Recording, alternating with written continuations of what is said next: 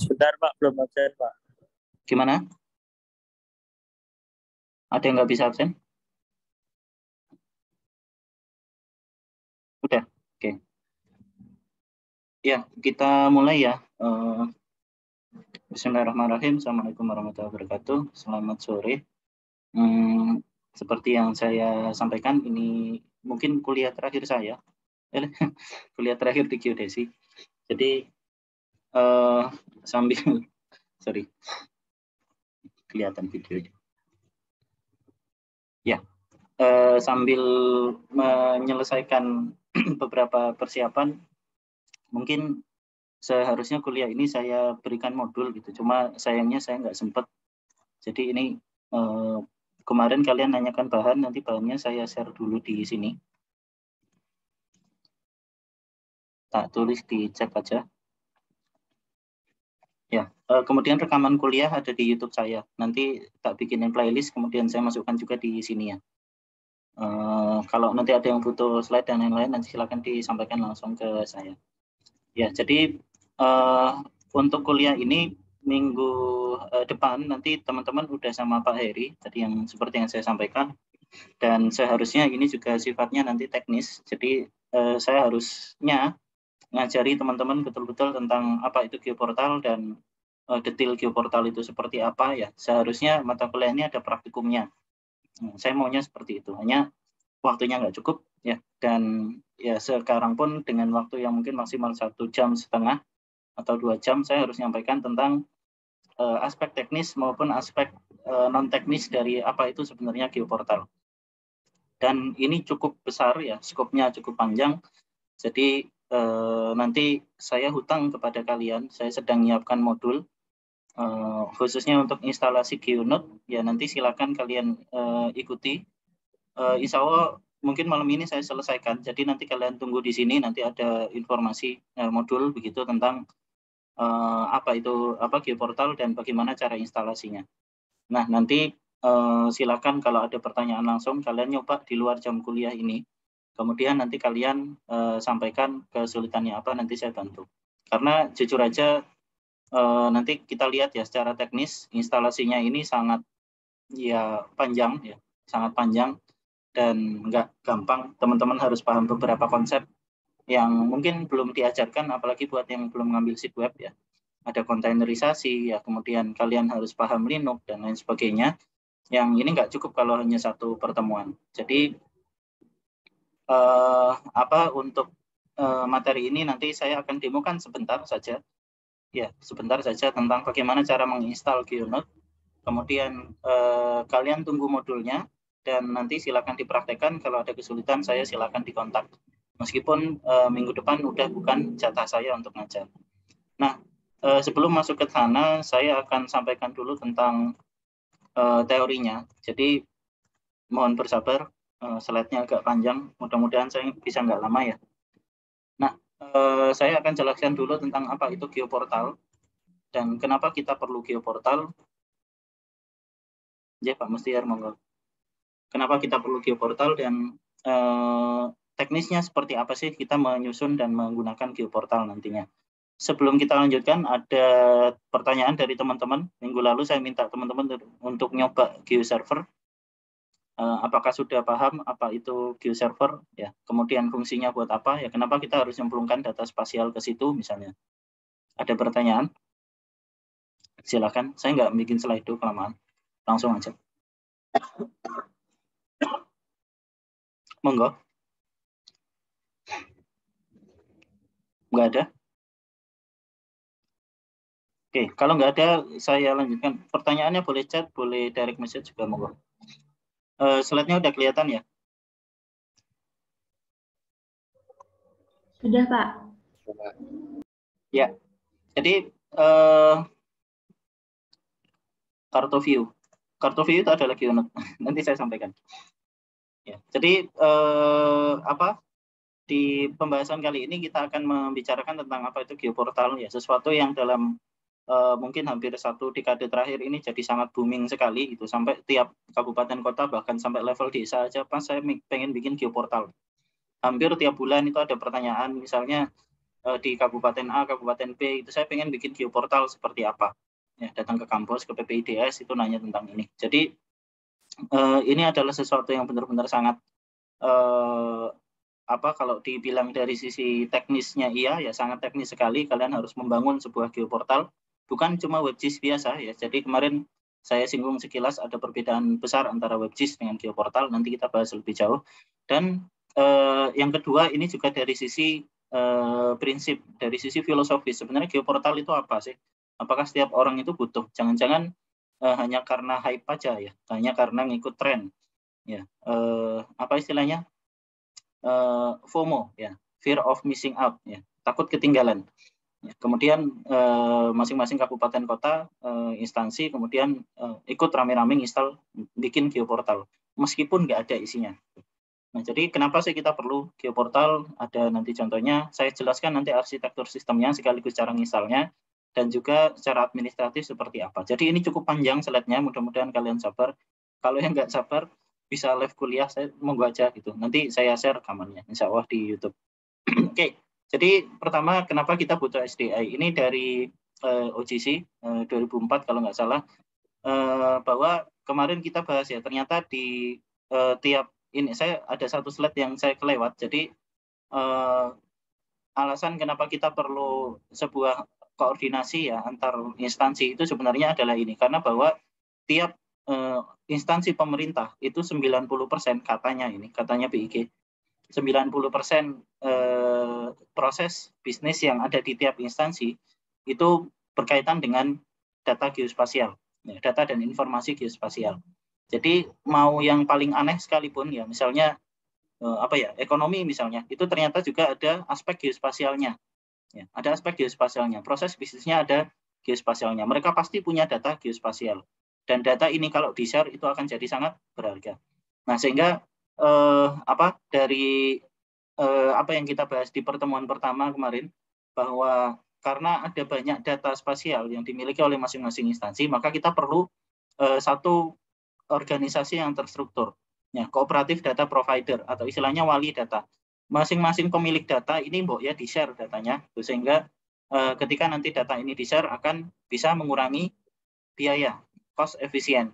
Ya, kemudian ada sustainable development, pembangunan berjangka panjang misalnya. Kalau sekarang kita membangun IKN, ibu kota nasional kita yang sekarang diklaim nanti ada smart city dan jungle city katanya ya. Pasti di situ nanti akan diperlukan adanya IDS, data spasial dari macam-macam sumber. Nanti ada dibangun bandara, ya, nanti ada dibangun infrastruktur bawah tanah. Ya, data spasial pasti berperan sangat penting di situ. Kemudian ini kata kuncinya, created once, used many times. Kalian akan sering dengar ini baik dari Pak Heri, Pak Trias, ya, dari saya, ya, dari siapapun yang belajar IIG, infrastruktur informasi geospasial, ya, akan ada istilah ini, created once, used many times. Data itu cukup dibikin sekali, ya, tapi bisa dipakai berkali-kali. Contohnya apa? Citra, yang kemarin saya ceritakan di pertemuan pertama di Semarang, ya, ada orang beli citra, ya, cukup dibikin sekali aja citranya, tapi dipakai untuk berbagai macam keperluan oleh banyak orang gitu. Jadi akan lebih ringan biayanya, ya, akan lebih murah dan akan mengurangi redundansi. Nah, ini prinsip kenapa kita memerlukan SDI. Dan karena kebutuhan semacam ini sifatnya filosofis, ya, sifatnya filosofis. Orang udah membahas mengenai ini sejak tahun 95. Nanti sejak lama ya, sejak tahun 90-an awal ya.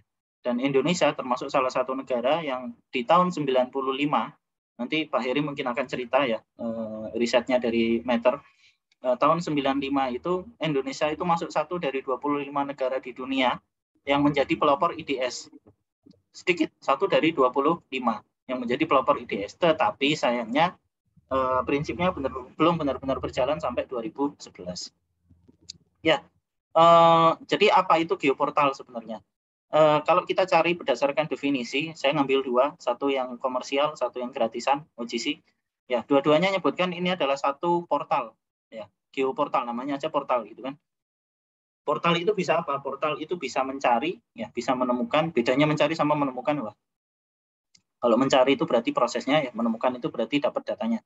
Konsum itu bisa mengambil data, kemudian publish, ya. Orang yang punya data bisa mempublikasikan datanya. Jadi Kalau definisi dari Esri ini adalah single point of access, satu pintu, ya, single point of access. Kalau orang nyari data spasial cukup melari ke geoportal.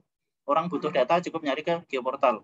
Sekarang misalnya kalian butuh data tentang apa namanya? Ya misalnya kalian skripsi, kalian butuh data foto udara, misalnya di Borobudur. Kalian nyari kemana? Skripsi, kalian butuh data ya. Saya pengen UAV-nya Borobudur. Kayaknya 2 tahun lalu pernah ada yang ngedrone di Borobudur sampai dapat mosaiknya, sampai dapat 3D misalnya.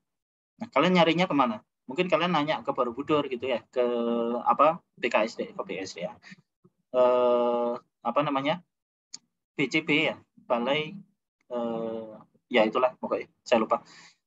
Di Borobudur, di Magelang gitu. Kemudian nanya apakah datanya ada. Nah, ini proses yang tidak efisien. Bayangkan ada satu tempat di mana kalian bisa langsung nyari, oh ada nggak sih data raster, ya dalam bentuk raster atau dalam bentuk 3D atau dalam bentuk vektor. Nah, di mana kalian bisa nyari semua data spasial di satu lokasi atau bahkan satu negara. Nah, saya pengen nyari di Magelang, ya udah saya masukkan kata kunci Magelang. Saya masukkan kata kunci saya pengen data raster, yaitu mosaik foto udara, resolusinya sekian misalnya. Daerahnya adalah ini di Borobudur. Nah, misalnya seperti itu. Jadi selama ini apakah sudah ada? Belum ada. Ya, selama ini belum ada. Dan itu baru terwujud ketika orang bisa membuat yang namanya geoportal ini. Human interface ya, satu antarmuka yang dibuat dalam bentuk teknologi web, di mana ada koleksi dari informasi dan data geospasial di situ, di mana orang bisa nyari. Nah, ini kata kunci penting yang nanti akan membedakan antara geoportal dengan WebGIS. Ya, antara geoportal dengan WebGIS.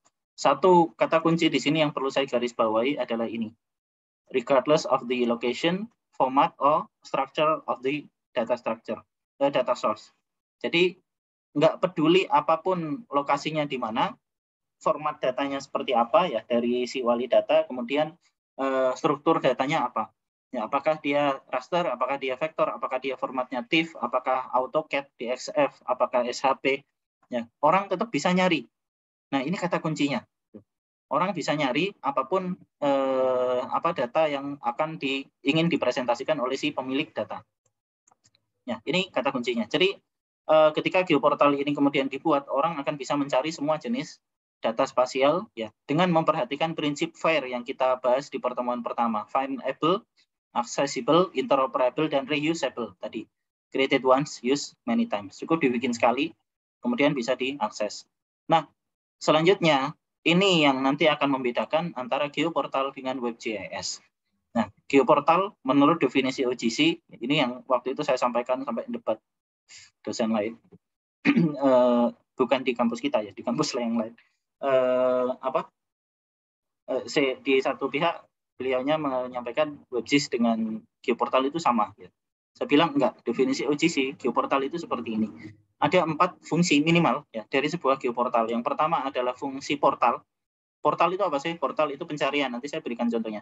Yang kedua adalah fungsi katalog. Katalog itu berarti indexing. Katalog itu menyimpan, mengurutkan data secara terstruktur ya. Seperti apa sih katalog? Ya bayangkan aja perpustakaan zaman dulu.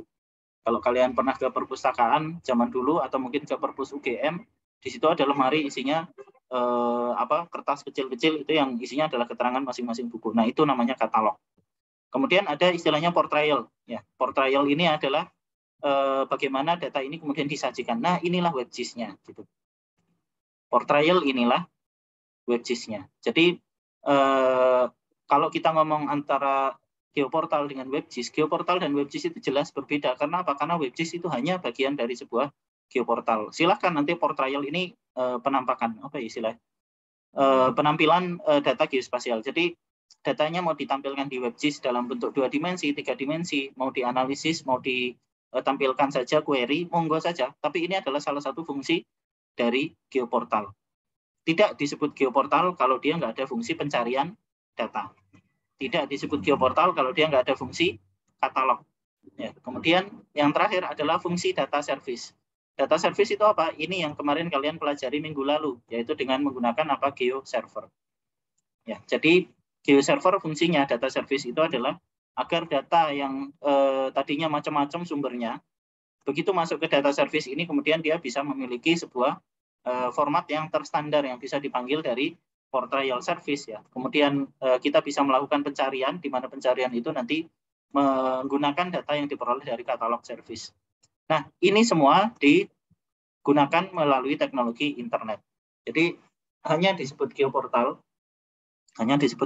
ketika 4 fungsi ini terpenuhi. Nah, saya berikan satu contoh langsung aja. Sebelumnya ada pertanyaan? Ya, saya beri satu contoh. Ya, Bumi anti RBPN. Saya baru nyampaikan ini kemarin ke World Bank. Jadi Bumi anti RBPN ini banyak yang nyebut ini adalah geoportal, salah besar. Bumi anti RBPN ini adalah sebuah web GIS, yaitu apa? Fungsi portrayal. Kenapa ini nggak disebut sebagai geoportal? Kita nggak bisa nyari data. Kita nggak bisa nyari data, satu. Kedua, kita nggak ada katalog datanya, katalog metadata nggak ada di sini. Kemudian yang ketiga, ini nggak ada, service datanya ada. Jadi kalau kita cari data service, di sini ada GeoServer. Jadi hanya 2 yang terpenuhi, hanya GeoServer dan portrayal, tampilan. Nah, tapi geoportalnya nggak ada, kita nggak bisa nyari. Kita nggak bisa nyari berdasarkan lokasi, kita nggak bisa nyari berdasarkan atribut, ya. Data yang ada, saya nggak bisa nyari mana WMS, WFS, dan seterusnya. Nah, ini contoh banyak orang nyebut sebuah web GIS sebagai geoportal, padahal sebenarnya bukan geoportal. Sampai sini paham? Paham, Pak. Sip. Iya, saya lanjutkan. Ini saya lanjutkan. Jadi ada 4 fungsi ini ya. Portal service, single point access, satu pintu di mana semua data itu nanti bisa dicari dari situ. Nah, ini yang paling penting karena nanti sebenarnya fungsi geoportal, kalau kita ingat yang ini tadi, itu adalah search and find ya. Fungsi geoportal client atau pengguna geoportal itu utamanya dia adalah mencari dan menemukan data. Ya. Di mana datanya, kemudian datanya, oh di sini. Kemudian dia bisa akses yang kemarin saya demokan bahwa dari server itu kemudian dia bisa narik data. Ya. Apapun format yang dipublish oleh si wali data. Ya. Jadi geoportal ini satu pintu itu. Nah, kemudian ada katalog service yang digunakan untuk menyimpan data. Ini khusus untuk katalog service, saya akan bahas agak banyak nanti di bawah ya tentang metadata ya. Kenapa sih kita perlu metadata dan seterusnya. Kenapa orang sekarang harus rajin ya. Kemarin saya ditelepon salah seorang teman saya di BPN Karanganyar, kelabakan dia gitu karena dari BPN pusat minta ini, Mas bisa nggak saya punya data kemudian datanya itu dari 2 tahun lalu, nggak ada informasi metadatanya, kemudian saya isi sendiri. Saya bilang nggak bisa. Nanti saya ceritakan lebih lanjut. Nggak bisa, karena metadata itu harus dari awal pada saat data itu dibuat.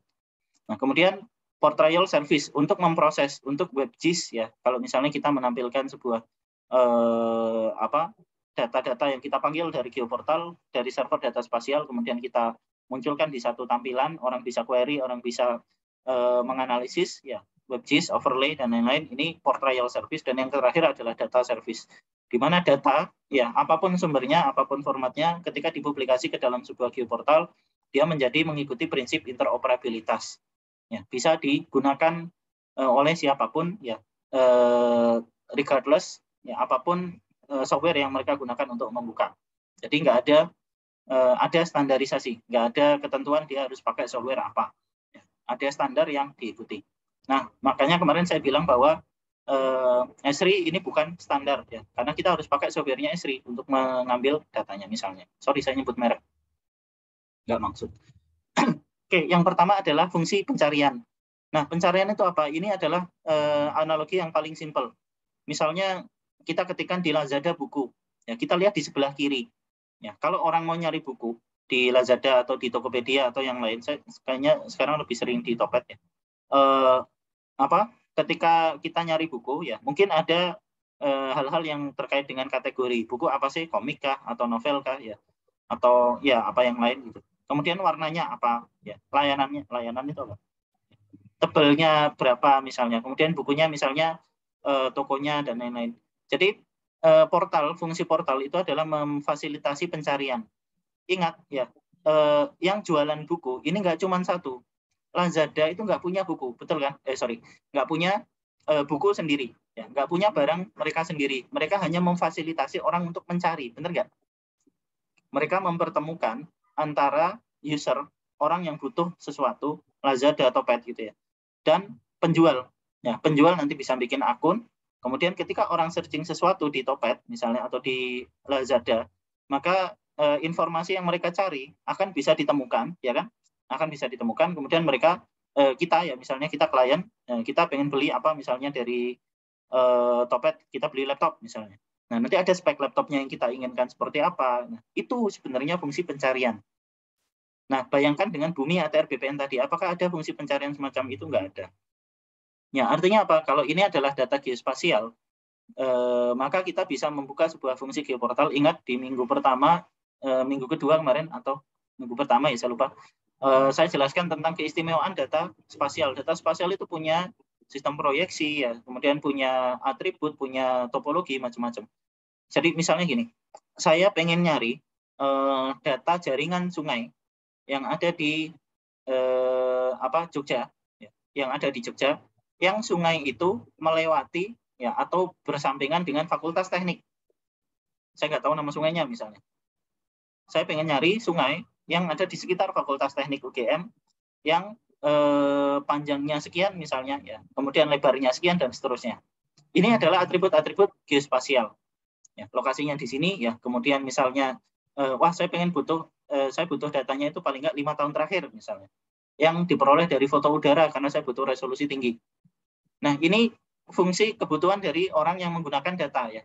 Kalian mungkin sekarang ketika teman-teman yang udah skripsi mungkin baru nyadar, wah ternyata nyari data spasial itu susah, nggak gampang. Ya, saya skripsi hampir 3 bulan itu nyari data tadi kali COD itu nggak nemu. Saya dilempar antara satu instansi dengan instansi yang lain, mentok-mentoknya ternyata datanya yang dikasih adalah data peta kontur Sungai Code dari tahun 1980-an dalam bentuk hard copy. Saya disuruh nyeken sendiri. Nah, ini menunjukkan bahwa kita butuh satu website, ya. Isinya cuma nyari doang, nggak cuma nyari doang, ya kan? Ternyata di satu website ini, di satu portal ini kita bisa menemukan banyak data spasial. Dari mana? Sumbernya beda-beda. Ini Lazada atau Topet misalnya, atau satu lagi apa? Shopee, ya. Penjualnya nggak cuma satu. Penyedia data atau istilahnya wali data itu nggak cuma satu, banyak, ada banyak. Nah, misalnya saya cari sungai, maka akan ada data sungai dari ESDM, akan ada data sungai dari pemerintah kota Jogja, akan ada sungai dari misalnya provinsi Jogja dan lain sebagainya. Penyediaannya banyak. Ya, saya nanti akan milih data mana yang saya butuhkan. Nah, itulah fungsi portal. Dan ini menjadi syarat sebuah geoportal itu disebut sebagai geoportal. Kalau dia hanya ada pencarian, kemudian kalian nanti ketika kalian ketikkan pencarian itu lokasi, misalnya sungai, kemudian nanti dia akan mengarah ke lokasi tertentu alias geocoding, maka itu bukan geoportal, itu adalah web GIS. Perhatikan bedanya betul-betul. Jangan sampai kalian nanti lulus kemudian diminta bikin geoportal, salah. Malu-maluin kampus. Nah, ini adalah geoportal. Maka ya di geoportal itu isinya adalah pencarian yang paling utama. Saya tunjukkan geoportal Kota Jogja. Silakan dibedakan isinya apa dengan punyanya Bumi ATR BPN. Sleman aja lah. Sleman.go.id. Wes corona.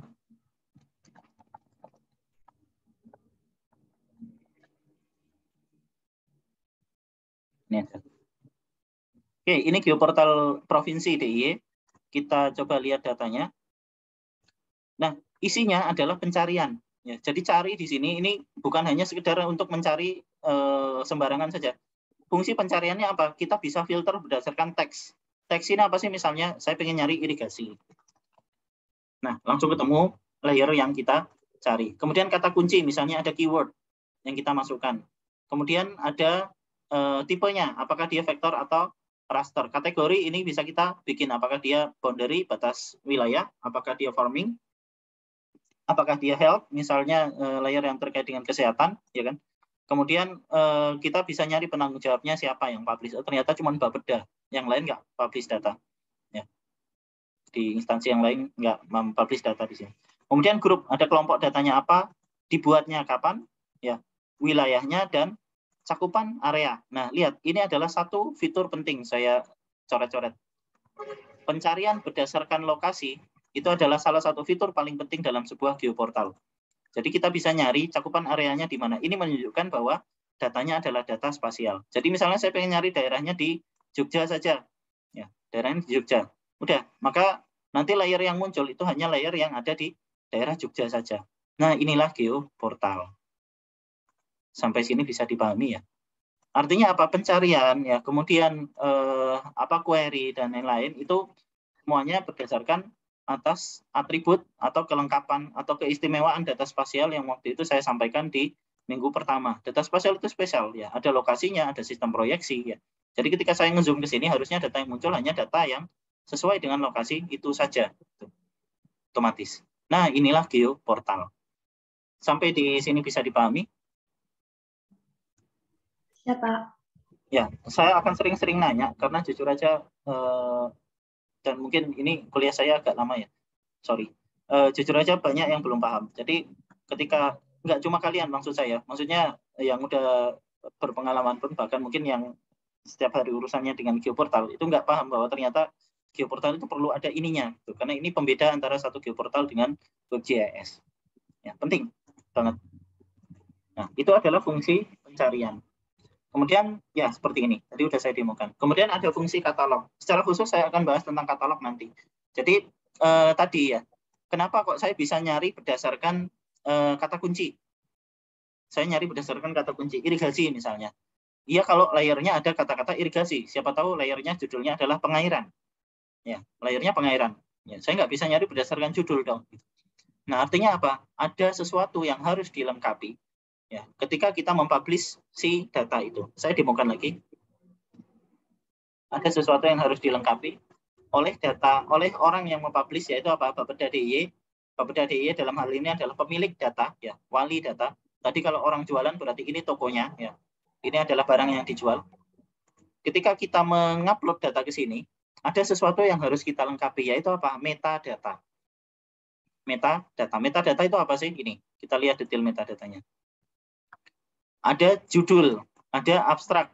Nah, seandainya yang upload data ini nggak males, misalnya ya, seandainya orang Indonesia itu nggak malesan, tiap kali ngukur, kalian sebagai seorang geodet, kalian ngukur dan menghasilkan data dengan metode apapun, entah itu data hasil ukuran GPS, entah hidro, entah foto, entah remote sensing, ya, entah surveying, semua data yang kalian peroleh pada akhirnya harus punya metadata agar data itu bermanfaat dan bisa created once, used many times.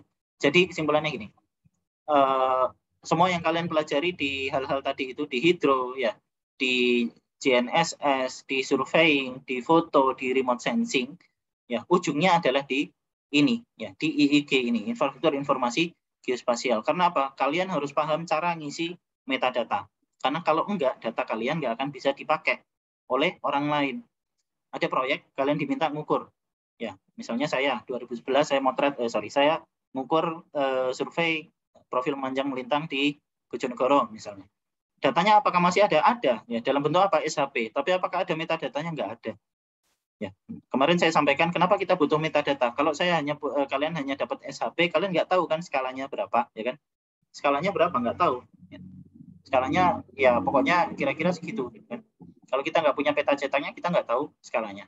Seandainya orang Indonesia nggak males, maka ini abstrak akan diisi. Data ini berisi destinasi wisata yang ada di kota Jogja, terdiri dari layer ini. Tipenya ini, ya kan, kategorinya ini. Kemudian ada penanggung jawab. Jadi kalau nanti misalnya data ini diperlukan oleh si konsultan atau kontraktor yang mau bangun atau siapapun yang perlu data, kemudian dia nyari di geoportal, maka dia tahu, oh ini yang akan saya kontak. Orangnya ini, teleponnya ini. Dulu motretnya pakai apa ya? Gitu misalnya, pakai drone, ketelitiannya sekian misalnya. Kemudian ini ada bahasa informasi tambahan misalnya. Kemudian ya sayangnya ini nggak lengkap. Jadi nanti ada kolom metadata yang lain. Nanti akan kalian bahas dengan Pak Heri. Ada namanya country profile Indonesia. Di Indonesia itu ada kurang lebih 20 kolom, ya, belasan, sorry. Ya, sekitar 20 kolom yang nanti harus kalian isi ketika kalian mempublish data. Kalian tahu ini sebelumnya? Belum. Ya, artinya apa? Ketika kalian motret dengan drone, pernahkah kalian kepikiran untuk ngisi metadata? Enggak. Saya yakin enggak. Bahkan mungkin kalian enggak tahu tempat metadatanya di mana. Ya kan? Kalau SHP metadatanya di mana? Ada yang tahu? file SHP, metadatanya itu ada di mana? File SHP kan ada banyak, ada SHP, SHX, DBF, ya, kemudian ada XML, kemudian ada PRJ dan lain-lain.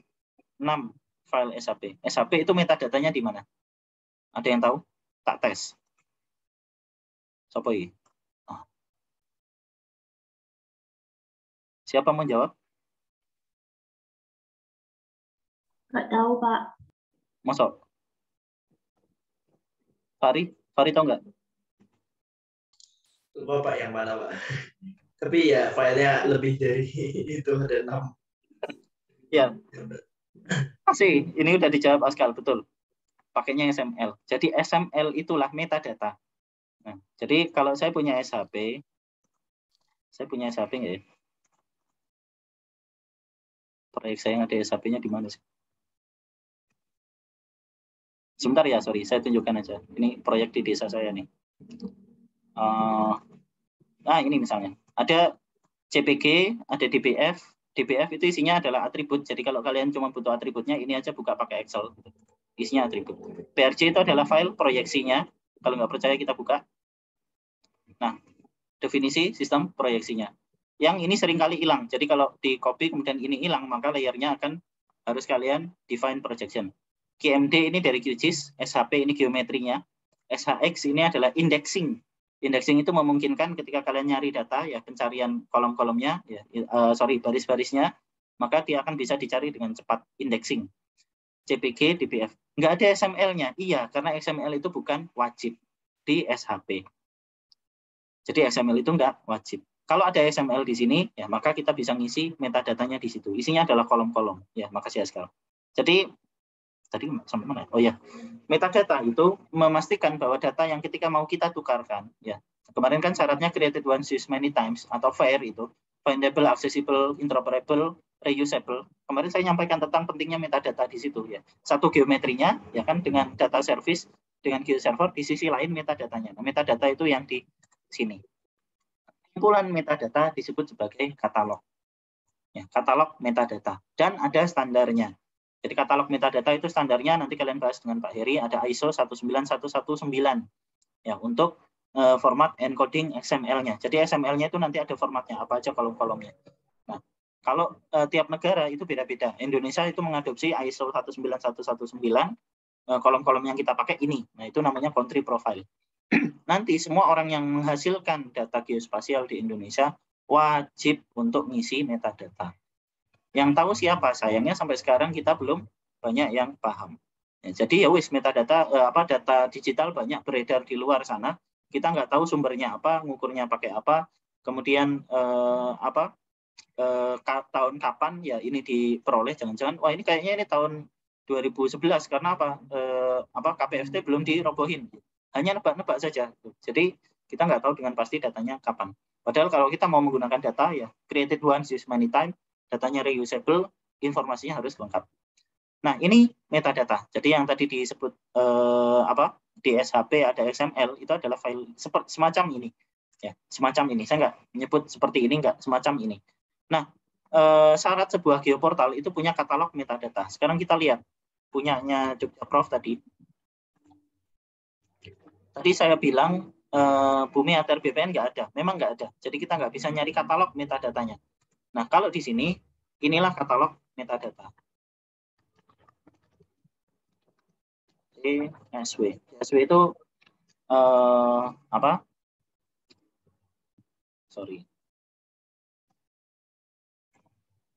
CSW itu adalah standar yang dipakai untuk saling tukar-menukar katalog. Tukar-menukar metadata. Nah, ini kenapa nggak muncul? Karena saya nggak manggil parameternya. Jadi endpoint-nya ini, istilahnya link-nya ini ya, tapi saya nggak manggil parameternya. Kalau mau manggil parameternya, manggil sesuai dengan ini. Coba kita panggil.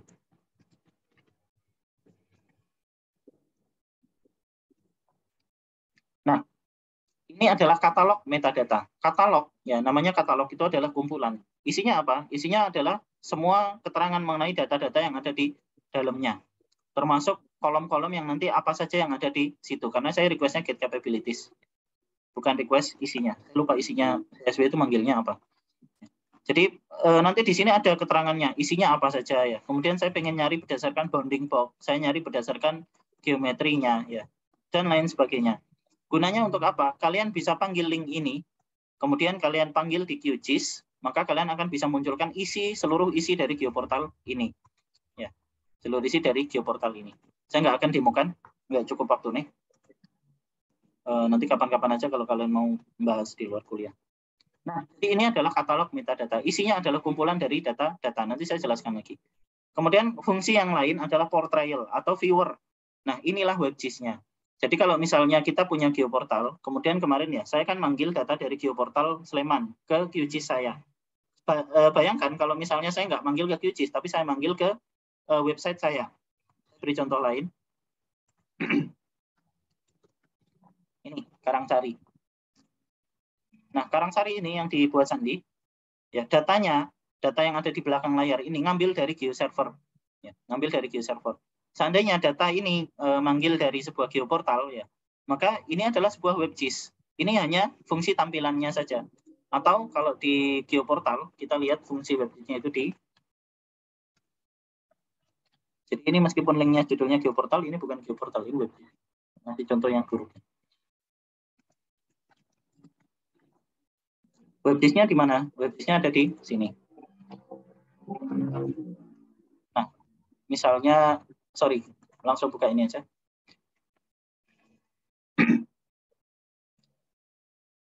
Ada pertanyaan? Nah, inilah WebGIS-nya. Saya bisa nambahkan data ya dari macam-macam layer.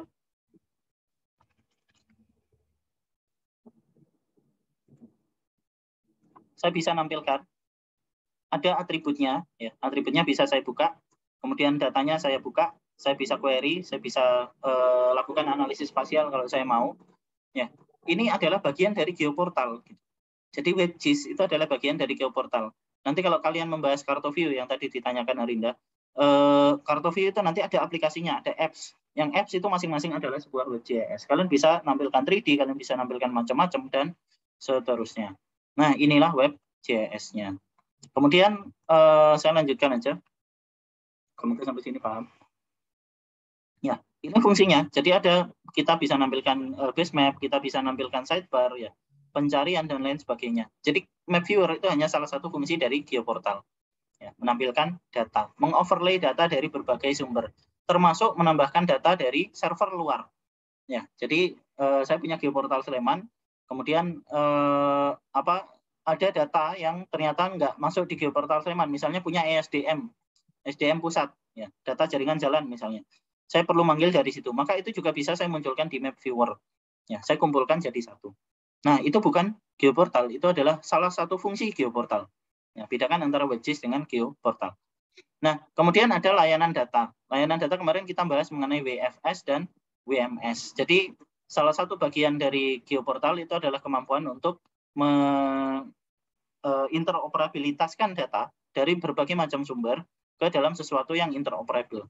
Ya, yaitu salah satunya menjadi format OGC. Yang tadinya ini enggak standar, ya, kemudian karena meminta melakukan request ke server dalam format OGC, yaitu WFS atau WMS, moga-moga masih ingat kemarin bedanya, maka data yang kemudian dipanggil itu bisa dipanggil secara interoperable. Termasuk apa?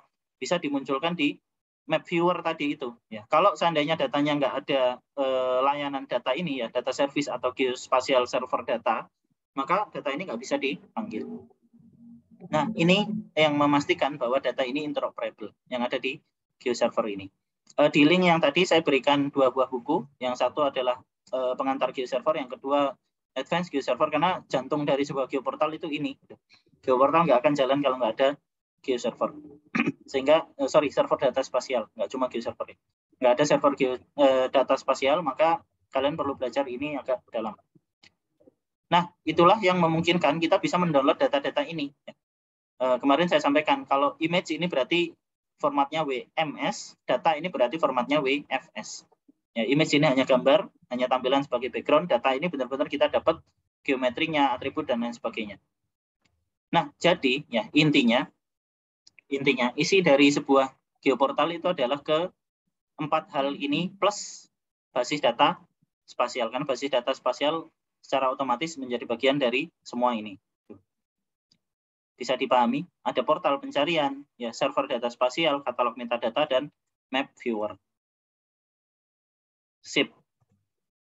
Saya lanjutkan. Nah, kita akan bahas sedikit teknis, ya, bahwa ternyata geoportal yang disebut dengan software geoportal itu isinya banyak. Kan tadi kita bahas geoportal itu terdiri dari web portal, basis data spasial, ya, server data spasial, metadata katalog, dan map viewer. Nah, selama ini, kalau misalnya kalian bahas mengenai WebGIS, ya, teman-teman yang ada di SIGWeb, mungkin pernah saya kenalkan ada yang namanya Map Store. Belum ya? Sorry, saya kelupaan. Ada namanya Map Store. Nah, itu adalah map viewer atau analisis. Ini WebGIS yang tinggal pakai. Basis data spasial ada software namanya PostGIS. Spatial data server, kemarin kalian baru belajar ada namanya GeoServer. Ya, web portal ini yang kita pelajari di SIGWeb kemarin adalah Django. Ya, Django itu memungkinkan kita membangun sebuah aplikasi yang nanti memungkinkan pencarian dan lain sebagainya. Nah, ini web portal. Nah, metadata katalog nanti ada softwarenya juga, namanya adalah GeoNetwork atau PyCSW. Jadi sebenarnya sebuah geoportal itu tersusun dari banyak bagian-bagian kecil yang semuanya saling terkait dijadiin satu. Nah, itulah sebuah geoportal, ya, software geoportal. Semua software geoportal seperti itu, ya, terutama yang open source. Jadi kalau kita membicarakan mengenai arsitektur atau komponen yang menyusun sebuah geoportal, maka di dalamnya kita akan lihat ada basis data spasial, yaitu PostGIS atau Postgre. Kemudian ada server data spasial, yaitu GeoServer.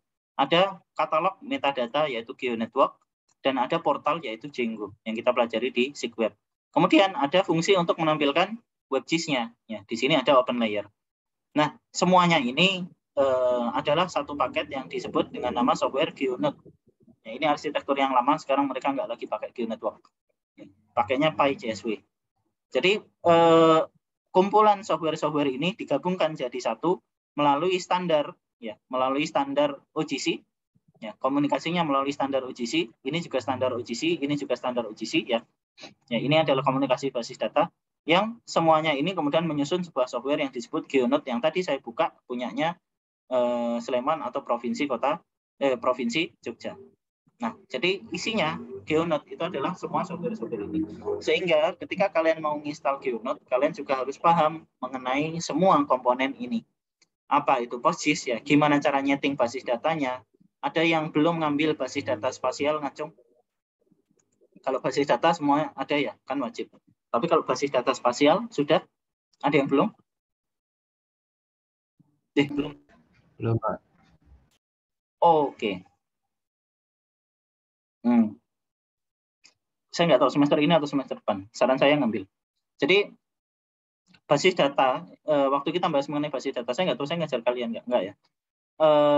Basis data itu hanya satu mekanisme untuk nyimpen data. Tapi gimana kalau misalnya data yang disimpan adalah data spasial? Nah, ada bukan hanya Postgre yang kita butuhkan, tapi ada ekstensi namanya PostGIS. Ini yang nanti kalian pelajari di basis data spasial. GeoServer ini kalian pelajari lebih banyak di WebGIS. Kemudian desktop QGIS kalian pelajari di SIGTerapan. Ini kalian pelajari di SIGWeb. Jadi ada komponen-komponen yang banyak yang semuanya saling terkait ketika kita menginstal satu software GeoNet. Itulah yang menyebabkan instalasi GeoNet itu rumit. Instalasi GeoNet itu rumit. Nah, sebenarnya ada cara cepatnya, ya, meskipun itu hanya sekedar untuk install aja. Nanti saya akan tuliskan itu di sebuah panduan. Silakan ditunggu maksimal minggu depan, ya, maksimal minggu depan. Tapi saya usahakan selesai malam ini. Nanti kalian cari di link yang tadi saya kirim ke grup chat, ya, untuk dipelajari.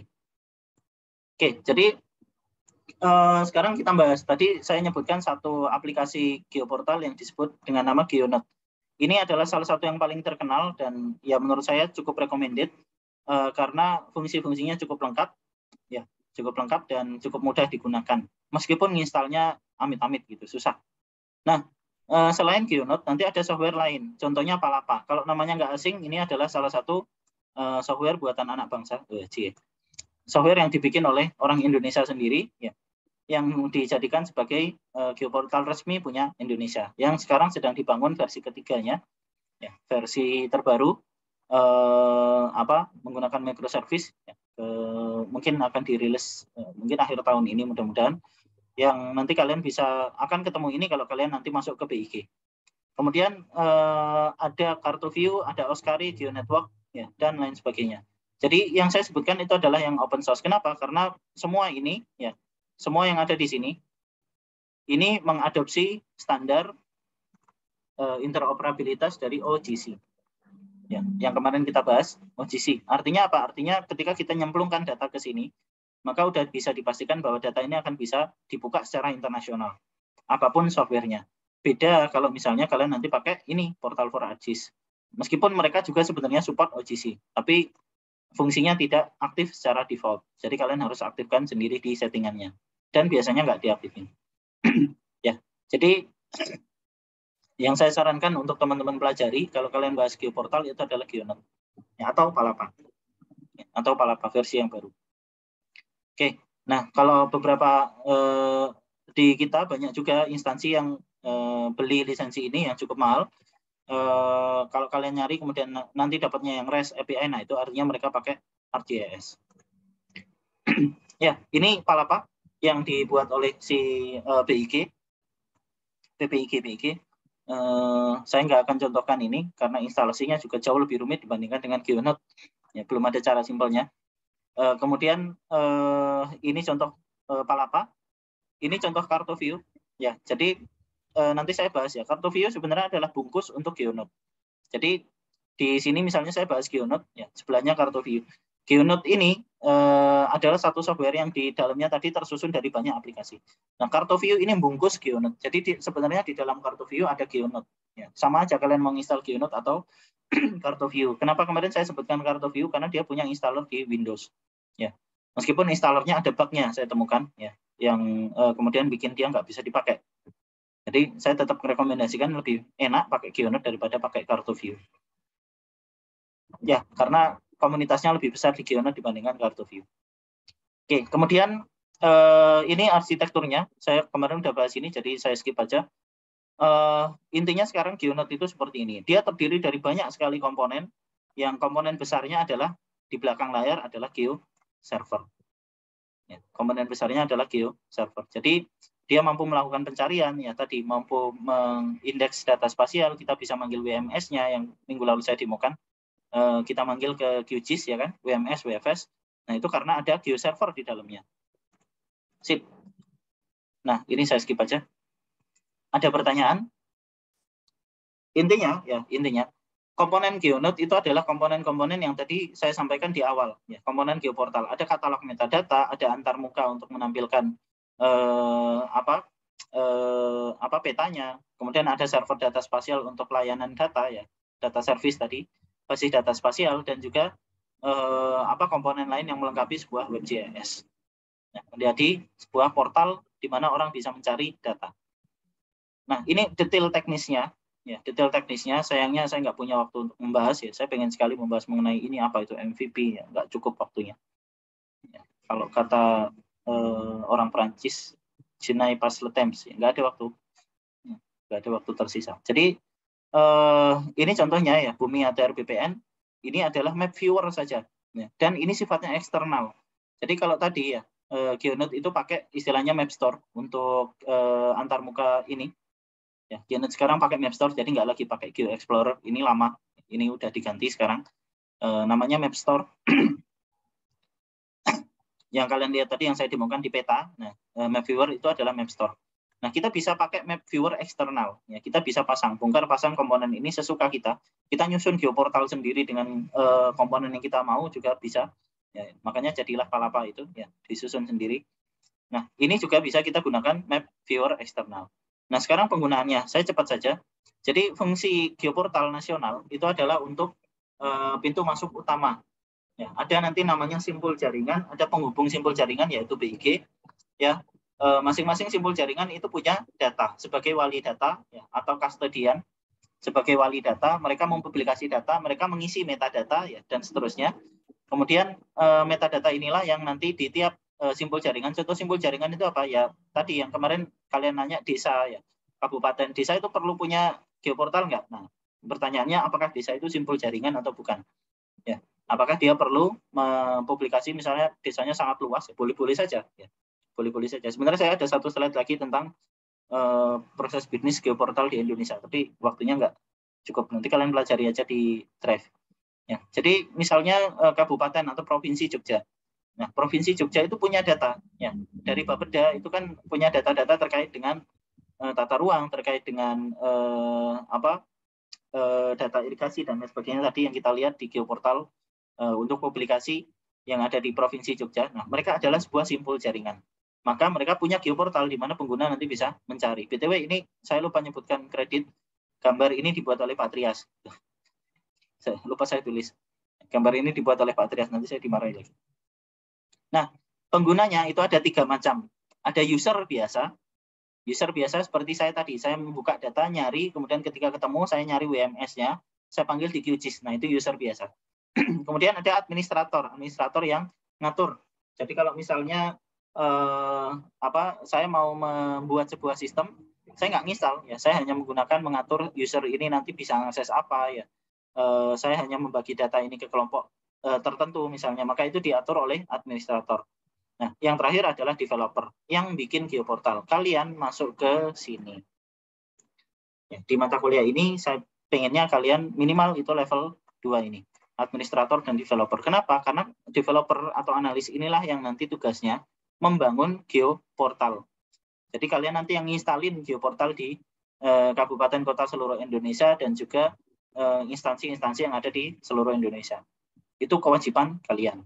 Jadi kalian nanti jadi developer, membangun, ya tadi ada basis data geospasialnya kalian paham, cara ngisi metadatanya kalian paham, ya kemudian kalian bisa ngatur sistemnya nanti bisa diakses dan lain sebagainya. Makanya ini butuh pemahaman mengenai SIG berbasis web, WebJS. Karena isinya sangat teknis sekali. Setelah ini saya akan demokan instalasinya. Nah, jadi ada satu istilah penting yang disebut dengan nama harvesting metadata. Saya akan demokan setelah ini. Apa itu harvesting? Ya, apa itu memanen? Jadi prinsipnya adalah, ya kita bayangkan IDS, infrastruktur data spasial itu sebagai jaringan perpustakaan nasional. Ya. Anggap aja perpus pusat UGM lah. Siapa yang pernah ke perpus pusat UGM? Siapa yang belum pernah? Jangan sampai kalian lulus dalam keadaan belum pernah ke perpus pusat UGM. Jangan lulus dulu. Ya, kalau perlu ngulang aja setahun lagi, baru ke perpus. Nah, perpus pusat UGM, di situ ada komputer yang terhubung dengan semua perpus yang ada di UGM, termasuk perpus Fakultas Teknik, ya, perpus.ft UGM SID, perpus Fakultas Peternakan, dan lain sebagainya. Ya, semua fakultas yang ada di UGM. Nah, kemudian yang di Fakultas Teknik itu juga terhubung dengan geodesi, kimia, sipil, dan lain-lain masing-masing departemen.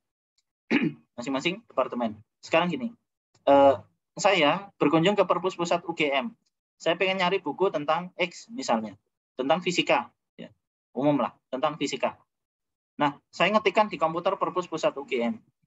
Gimana caranya sistem informasi ini, ya, sistem komputer ini bisa menampilkan buku yang saya cari, pengarangnya misalnya Halde Resnik, ya, misalnya ya tentang fisika. Ya. Saya ketikkan namanya ya Halde atau Resnik. Kemudian di sistem itu dia nampilkan, oh ternyata bukunya ada di Perpustakaan Teknik Sipil di rak nomor sekian, misalnya. Wah, ternyata bukunya terlalu tebal. Saya pengen nyari buku yang lebih ringkas, hanya 5 halaman saja, 50 halaman saja. Oh, ternyata ada di, kalau 50 halaman geodesi, ya ternyata adanya di perpus geodesi, misalnya. Gimana sebuah sistem semacam ini bisa terwujud? Jawabannya gini, yang ada di bawah, ya, yang di geodesi, kimia, sipil, yang di masing-masing departemen di peternakan, saya nggak tahu jurusannya apa saja, ya, masing-masing petugas itu menginput, mendaftar, ya kan, semua buku, ya, semua buku itu diberikan satu kartu kecil, kartu katalog buku. Isinya apa? Pengarang, tebal buku, tahun terbit, ya kan, kemudian apa? Lokasi, ya, raknya di mana, ya, kemudian misalnya nama penerbitnya siapa, diterbitkan di mana, dan seterusnya. Ini yang disebut dengan nama katalog buku. Semua buku diberi informasi ini, kemudian metadata ini, ya, ini adalah metadata, ya kan, keterangan tentang data atau data tentang data. Nah, sekarang jelas ya, metadata itu data tentang data. Nah, ini ditempelin di masing-masing buku dan informasi ini diinputkan ke sistem, yaitu ke komputer yang ada di geodesi. Komputer yang ada di Fakultas Teknik, selain mereka juga punya kumpulan katalog ini, ya, kumpulan metadata yang sangat banyak ini, dalam sebuah sistem, mereka juga mengambil data dari geodesi, ngambil data dari kimia, ngambil data dari sipil. Yang diambil apa? Apakah seluruh isi buku? Nggak mungkin. Apakah isi buku itu kemudian di-scan semuanya? Ya. Saya pengen nyari buku tentang fisika. Maka saya ketikkan pencarian, kemudian dia nyari di semua buku yang di situ ada teksnya nyebutkan fisika, novel misalnya di dalamnya nyebutkan fisika. Nggak mungkin. Ya. Nggak mungkin orang nge-scan semua buku yang ada di sebuah perpus. At least nggak sekarang. Mungkin nanti di masa depan. At least nggak sekarang. Jadi nggak mungkin kita nyari seluruh data itu. Sama, data spasial juga begitu. Nggak mungkin kita membuat sebuah sistem. Sebenarnya mungkin ya, sorry. Sebenarnya mungkin. Ini asumsi saja. Ya, tapi sistem itu belum banyak sekarang. Nanti saya bahas di akhir, slide paling akhir.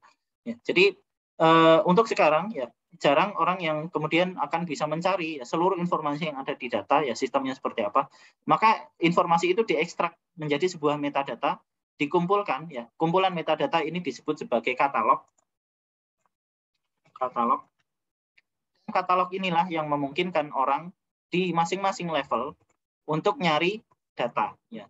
Perpus nanti orang nyari data dari katalog geodesi, kimia, sipil, kan nggak semuanya ya, kan nggak banyak, informasinya hanya ekstrak saja, hanya excerpt saja dari masing-masing data. Jadi pencariannya lebih cepat. Nah, ini juga nanti naik ke Perpus Pusat UGM. Prinsip yang sama ada di tiap kabupaten kota. Ya, ada di tiap kabupaten kota. Wali data adalah pemilik data masing-masing, sekaligus nanti mereka sebagai simpul jaringan. Kemudian nanti ada yang nggak punya data, ya dia hanya mengumpulkan aja data yang ada di bawahnya, misalnya. Ya. Kemudian nanti mereka juga mempublikasi data. Nah, ini nanti disebut juga sebagai simpul jaringan. Dan semuanya nanti terkumpul di sebuah geoportal. Geoportal nanti ada yang tingkatnya wali data langsung publish ke geoportal. Ada yang tingkatnya nasional, yang disebut dengan nama National Geoportal atau NSDI. Ya, National Spatial Data Infrastructure. Nah, itulah geoportal tanah air yang kemarin saya demokan. Geoportal nasional, di mana orang nyari satu kata kunci di situ harusnya bisa turun sampai ke bawah. Harusnya saya bilang. Karena kenapa itu nggak jalan? Karena orang jarang ngisi metadata. Ya.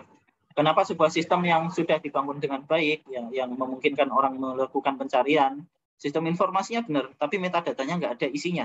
Jadi ketika orang mencari nggak ada info yang muncul. Nah, ini contoh metadata ya. IDS hanya akan terwujud kalau ada mekanisme pencarian seluruh isi data.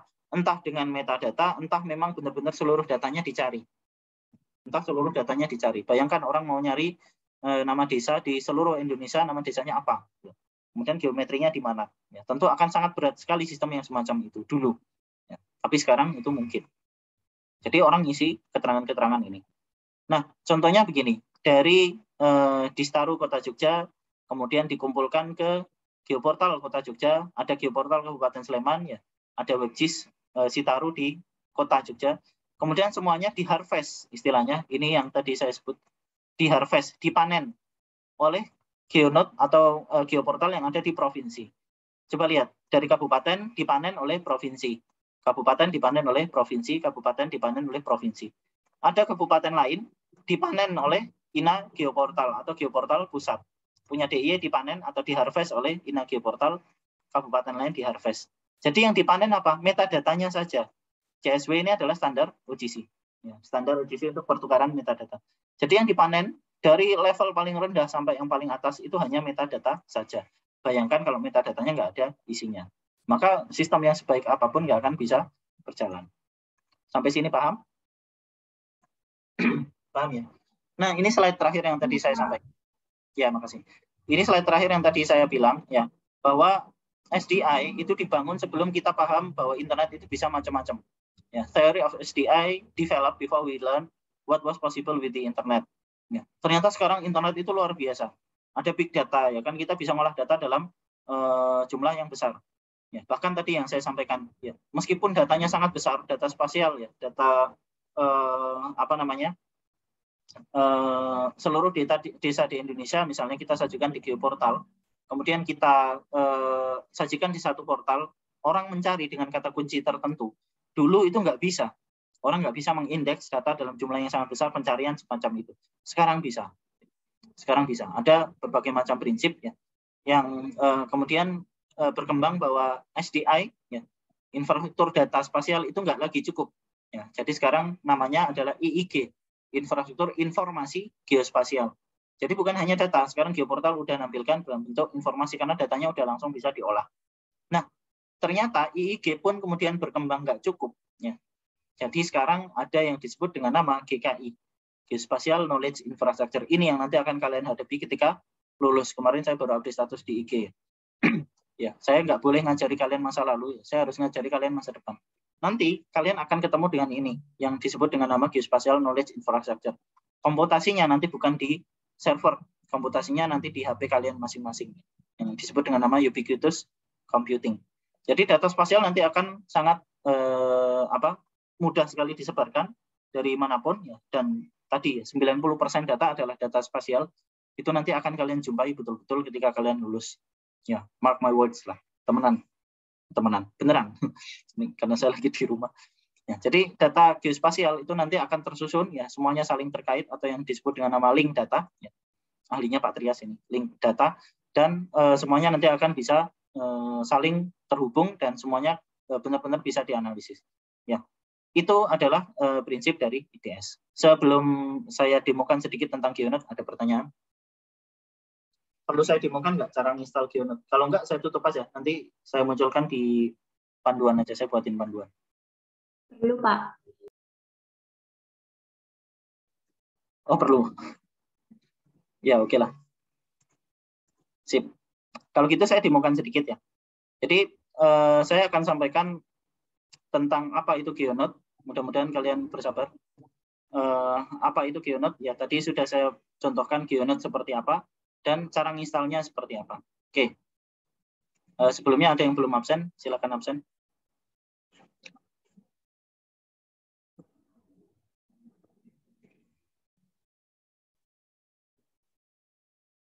Ya, kalau nggak ada saya lanjutkan. Jadi tadi saya sebut satu software, ya, satu software Geoportal yang salah satu contohnya ini paling banyak dipakai. Ya. Jadi kalau kalian ngetik aja GeoNote Geoportal, kalian akan nemu banyak Geoportal yang ada di Indonesia ya. Misalnya Go. Nah, banyak Geoportal di Indonesia, Berau, ya, Manado, Kulon Progo, Kuburaya, dan lain sebagainya. Ini adalah Geoportal yang semuanya dibangun dengan GeoNote. Ya, kita coba lihat punya Manado yang kemarin baru juara. Jadi ada lombanya. Ada lombanya. Oh ya, nggak apa-apa. Nanti GR lagi habis ini. Ada lomba yang disebut dengan nama Bumandala Award, yang jurinya selalu Pak Heri. Pak Heri pelopornya. Di mana tiap kabupaten kota itu berlomba geoportal atau sistem informasi geospasial yang di kabupaten kota mereka mana yang paling bagus. Salah satunya yang menang kalau nggak salah Kota Manado. Nah, ada 480 layar coba. Tadi yang punya Jogja cuma berapa? 50-an ya kan? Ya, ada 128 user, satu dokumen. Nah, inilah GeoNote. Ini GeoNote. Kemarin saya bahas tentang Kartoview ya. Saya minta teman-teman udah nginstal Kartoview. Ada yang udah nginstal, Ngacung? Sudah berhasil nginstal Kartoview? Nggak ada? Ya. Jadi GeoNote ini terkenal susah nginstalnya. Susah nginstalnya. Bahkan untuk yang sudah ahli WebGIS pun ya nginstalnya lumayan susah. Sehingga orang kemudian banyak yang buat turunan dari GeoNote. Nanti kalian bisa buka Kartoview kalau mau coba gitu. Tapi saya sarankan nggak pakai Kartoview ya. Kalian bisa download instalasinya. Nanti kalian minta ngeregister email ke situ, nanti kalian akan diberi access. Tapi di situ ada bug-nya. Jadi saya belum nemu benar-benar yang bebas bug. Nah, makanya saya sarankan mending pakai GeoNote saja. Ya, mending pakai GeoNote saja. Nah, kita coba buka yang lain. Berau ini bagus nggak? Kalau kita lihat sekilas, antar mukanya sama semua, ya kan? Ini semuanya pakai GeoNote. Hanya paling diganti logonya, kemudian beberapa tampilan, ya, semacam ini. Isinya semuanya sama. Jangan-jangan passwordnya sama lagi. Admin. Enggak, oke. Ya, jadi ini adalah GeoNote. Ya, dan cara nginstalnya kalian bisa cari di sini, docs.geonote.org. Saya akan jelaskan beberapa cara instalasi, ya, cara instalasi GeoNote. Jadi kalau kalian lihat di sini ada quick installation guide. Ya, ada quick installation guide, cara install yang cepat katanya. Ya, cara install yang cepat. Tetapi gini, kalau kalian hanya pengen nyoba, saran saya silakan pakai yang ini, OSGeo Live CD. OSGeo Live CD, OSGeo itu adalah satu komunitas, ya, satu konsorsium yang memungkinkan mengumpulkan ya software-software open source geospasial, dan salah satu produk mereka ini OSGeo Live. Ya, ini isinya adalah bootable USB. Jadi nanti kalian download, kalian pasang di USB, restart komputer, dia akan masuk ke Ubuntu. Jadi gini, pertama syarat untuk paham ini adalah kalian paham tentang Linux.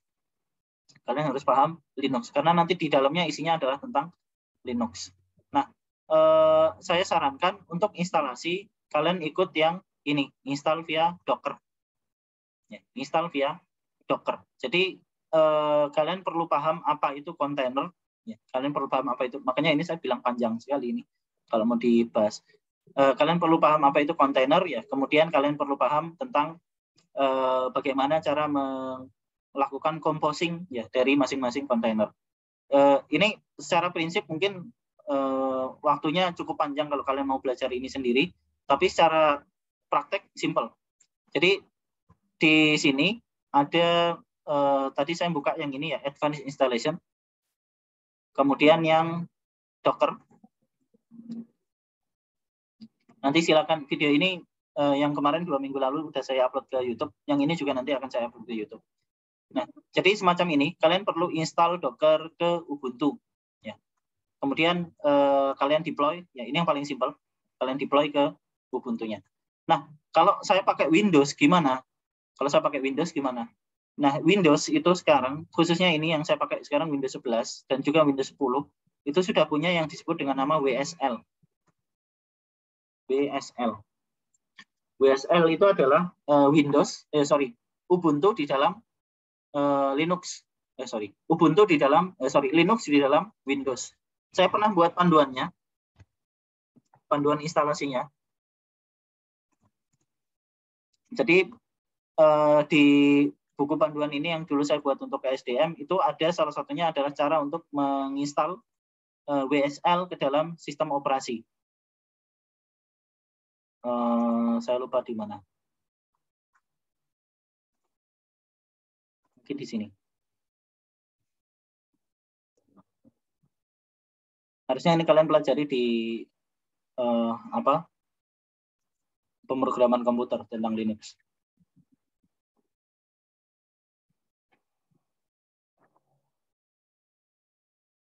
Linux. Ini. Oke, ini saya posting di chat. Ya, jadi Windows itu punya Windows Subsystem for Linux atau istilahnya WSL. Artinya kita bisa menginstal Linux di dalam Windows meskipun dengan banyak keterbatasan. Jadi enggak 100% Linux. Karena yang dipakai hanya kernelnya saja. Tapi beberapa fungsi Linux yang lain yang kalian nanti silakan baca ini itu enggak bisa diikuti. Jadi untung-untungan ya, kadang-kadang bisa, kadang-kadang enggak. Tadi saya coba barusan install QNode di sini ternyata bisa. Nah, sudah, nanti itu yang nanti akan saya tuliskan ke panduan. Kemudian nanti silakan kalian coba masing-masing. Nanti kalau ada error, silakan saya dikontak. Nah, kenapa saya nggak merekomendasikan Windows? Karena dalam prakteknya server, saya berikan contoh ini. Saya baru beli server ini untuk desa saya. Sebelum saya pergi, saya mau membuat sesuatu buat desa. Nah, ini ya kita lihat server itu yang ada di internet jarang sekali kalau di kita di Indonesia ya, apalagi kalau yang budgetnya terbatas, jarang sekali yang pakai Microsoft, jarang sekali yang pakai Windows. Server itu kebanyakan pakai Linux. Ya, ini misalnya pakai Ubuntu. Ya, kemudian server PPDS itu juga pakai Ubuntu. Ya, servernya BIG pakai CentOS. Jadi hampir semuanya itu pakai Linux karena gratis dan server itu mahal. Ya, server itu mahal. Nah, sehingga kalau kalian hanya belajar cara mengatur aplikasi di Windows saja, maka nggak akan cukup. Ya, nggak akan cukup. Kalian lama-lama akan kepentok dan kemudian kalian tetap harus belajar Linux. Nah, ini isinya belum ada sehingga tampilannya adalah Apache semacam ini. Nah, tapi ya untuk belajar, untuk sekedar belajar, nanti di panduan saya akan berikan bagaimana cara menginstal di Windows ya melalui WSL. Jadi kalian install dulu WSL pada Windows kalian. Kalau kalian ikut Windows kalian Windows 10, silakan ikuti panduan ini, instalasi WSL 2 pada Windows 10. Kalau kalian Windows 11, WSL itu udah termasuk di dalamnya. Ya, jadi instalasinya hanya satu baris saja. Nanti silakan searching instalasi WSL pada Windows 11. Ya, cukup satu baris saja, nanti kalian buka, kalian udah akan memperoleh WSL. Nah, WSL itu apa? WSL itu seperti ini. Nah, di Ubuntu, ya, Ubuntu salah satu distro Linux ada di dalam Windows. Ini kalau buat teman-teman yang belum tahu, mungkin di mata kuliah lain kalian udah bahas ini, misalnya dengan Pak Cacap ya. Ubuntu ada di dalam Windows, tapi ingat ini bukan full Ubuntu, jadi hanya kernelnya saja. Ya, hanya kernelnya saja. Ada beberapa fungsi yang terutama yang nanti terkait dengan server dan lain-lain yang kurang, yang nggak bisa dilakukan di sini. Nah, ini adalah di dalamnya Ubuntu, sehingga perintah-perintah Windows itu bisa saya panggil. Perintah-perintah Linux itu bisa saya panggil. Jadi syarat pertama, kalian paham Linux dan kalian bisa install WSL. Nanti silakan dicoba. Saya akan tuangkan nanti di panduan insya Allah. Paling nggak sebelum saya pergi ada yang bisa kalian pakai. Nah, isinya adalah Linux. Ya, dan perintah-perintah Linux berlaku di sini. Nah, yang kedua, kalian harus paham tentang Docker. Jadi setelah install WSL, silakan kalian install namanya Docker. Silakan cari aja install Docker di Windows, ya. Nanti download, kemudian setelah diinstal kalian akan dapat semacam ini. Nah, ini Docker. Docker itu apa? Jadi gini, GeoNote tadi itu isinya kan banyak aplikasi ya. Isinya banyak aplikasi. Nah, untuk menginstal satu-satu, kalau kalian ikut tutorialnya yang ada di sini, kalian akan bingung sekali. Ini, kalian harus menginstal, misalnya saya tunjukkan yang ada di ini, Windows lah, Windows saja. Kalian harus menginstal Python-nya dulu, kalian harus menginstal GDAL. Ya, ini kalian pelajari kemarin di pemrograman spasial. Kenapa perlu kita belajar mengenai GDAL? Karena di belakang layar ya, semua aplikasi yang keren-keren itu pakai GDAL, termasuk GeoNote. Kemudian install library-nya satu-satu ya. Kemudian setup, ini Django-nya kalian setting. Kemudian basis datanya dan seterusnya. Nah, Docker itu adalah satu aplikasi yang memungkinkan masing-masing aplikasi yang kecil-kecil tadi itu dibuat tersendiri, ya, udah dibuatkan oleh si timnya GeoNote, yang nanti ketika satu perintah kalian jalankan, maka perintah Docker itu akan memanggil file ini. Saya tunjukkan saja, namanya Docker Compose.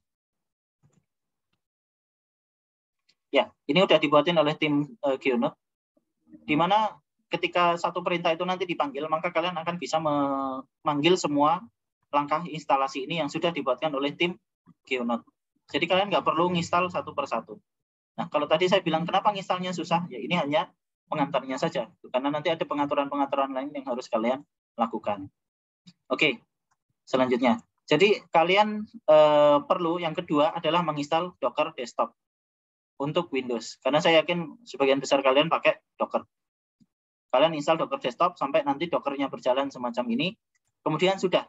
Artinya kalian sudah bisa menggunakan melakukan instalasi. Sekarang saya akan tunjukkan sedikit langkah instalasinya. Nah, sebelum kalian mulai, kalian perlu install yang namanya GitHub. Ya. Ini yang ketiga. Jadi kalian perlu install bisa Git for Windows, karena WSL ini sama satu paket dengan Windows, ya. Bisa langsung kalian install di sini, ya. Sudo apt install dan seterusnya. Mudah-mudahan paham ya. Sorry, saya nggak punya waktu jelasin banyak. Ya. Nanti kalian install aja Git yang ada di sini, ya. Install Git Windows, ikuti langkah-langkahnya, ya. Itu yang ketiga. Ikuti langkah-langkahnya, kemudian kalian berhasil menginstal, maka di Ubuntu kalian bisa panggil semacam ini. Ya, ini untuk ngecek apakah GitHub-nya berhasil terinstall. Kemudian kalian coba cek apakah Docker-nya terinstall. Docker Menfi. Dan juga ada perintah namanya Docker Compose. Saya berasa lagi di tes live coding. Kemarin saya wawancaranya live coding. Suruh ngoding langsung sambil wawancara. Docker dan Docker Compose. Nah, ini syarat-syarat yang harus kalian miliki, dan ini namanya WSL ya. Jadi saya sedang menjalankan WSL ya. Ubuntu di komputer saya. Nah, langkah selanjutnya adalah mengcloning repositori GitHub dari GeoNote. Repositorinya adalah ini, github.com/geonote/geonote. Apa maksudnya cloning? Ya ini. Kode ini, kemudian kalian cari yang sini ya. Ya, inilah. Ini kemudian kalian copy. Di sini, saya bersihkan dulu. Nah, kalian panggil git clone pasi ini. Nanti dia akan mengcloning. Saya nggak akan cloning ya, karena saya udah cloning dan ini downloadnya lumayan besar. Kalian perlu siapin kuota internet sekitar mungkin 5 gigaan minimal ya, untuk semua ini bisa berjalan. Ya, git clone kemudian ini. Nah, punya saya udah saya cloning. Lokasinya saya taruh di folder ini.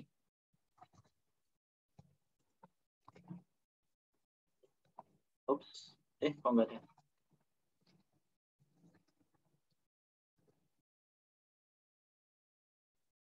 Saya lupa saya taruh mana ya. Oh, di OPT unit ya. Saya ngikuti ini panduannya.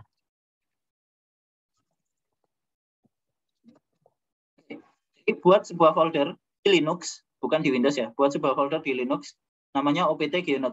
Jadi langkah yang kalian ikuti adalah langkah yang ini tadi. Yang GeoNote Docker, nah ini. Jadi setelah kalian install Docker, kemudian ya, makasih. Sebentar saya jawab. Kemudian kalian ikuti ini. Jadi bikin folder OPT ya. Terus git clone. Nanti ini saya tuangkan di panduan ya. Git clone ini persis seperti ini. Tadi kan saya git clone ya. Tapi saya nggak pakai branch ya. Jadi nanti kalian copy aja dari sini. Git clone ini paste. Kemudian kalian jalankan, maka kalian akan dapat sesuatu semacam ini. Nah, ini isi dari GeoNote saya. Ini repositori yang sama dengan yang ada di GitHub tadi. Nah, sorry. Siapa yang barusan absen? Udah ya? Oke. Ya, yang ada di GitHub tadi. Nah, ini isinya sama persis. env bla bla bla. Ya, sama dengan yang ada di sini. Karena cloning itu artinya mengcopy dari repositori yang ada di GitHub ke komputer kita. Oke, tadi pertanyaan, apakah kalau saya nginstal software yang ada di luar, ya, software di Windows, apakah sama dengan yang ada di WSL? Tergantung versinya. Jadi WSL yang versi Windows 10 itu belum 100% terintegrasi. Ya, ada beberapa aplikasi yang udah masuk, ada yang enggak. Dan satu perbedaan besar WSL di Windows 10 dengan Windows 11, ini saya Windows 11 ya. Di Windows 10 itu dia nggak punya kemampuan GUI antarmuka, nggak ada. Nah, kalau di Windows 11 dia punya antarmuka, artinya kita nginstal game Linux itu bisa jalan di Windows. Dan sebaliknya, saya nginstal aplikasi di Windows juga bisa jalan di Linux. Jadi makanya tadi saya nginstal Docker-nya kan di Windows, Docker for Windows kan.